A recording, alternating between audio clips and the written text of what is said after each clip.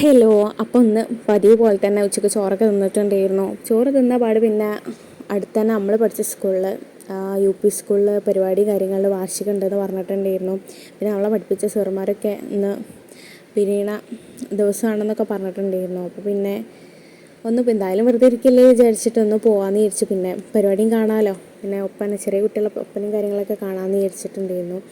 അങ്ങനെ ഒരു ഉച്ചൻ്റെ ശേഷം 2-2:30 ആയപ്പോൾ നമ്മൾ ഇറങ്ങാമെന്ന് വിചാരിച്ച് അങ്ങനെ മാറ്റിയിട്ടുണ്ടായിരുന്നു. ഇവിടെ അടുത്ത് തന്നെ ആയിരുന്നു പിന്നെ സ്കൂൾ നടക്കാൻ വേണ്ടിയിട്ടുണ്ടായിരുന്നുള്ളൂ. അതായിരുന്നു മെയിനായിട്ട് നമ്മൾ പോകാമെന്ന് വിചാരിച്ചിട്ടുണ്ടായിരുന്നത്.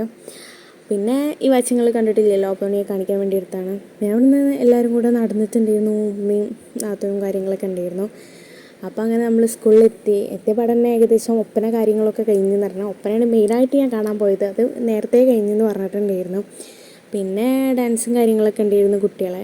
പിന്നെ അത് കുറച്ച് നേരം കണ്ടിരുന്നു. പിന്നെ അത് കഴിഞ്ഞ പാടന്നെ എൻ്റെ ഇളച്ചിൻ്റെ വീട്ടിൽ നിന്ന് വിളിച്ചിട്ടുണ്ടായിരുന്നു വരുന്ന പറഞ്ഞിട്ട്. നമ്മൾ പോയ പാടന്നെ ഒരു 2-3 ഡാൻസ് ഫില്ല് ചെയ്യാൻ പറ്റിയെന്നല്ലാതെ അപ്പം തന്നെ നമ്മൾ അവിടെ നിന്ന് ഇറങ്ങിയിട്ടുണ്ടായിരുന്നു അവർ വരുമെന്ന് പറഞ്ഞപ്പോൾ.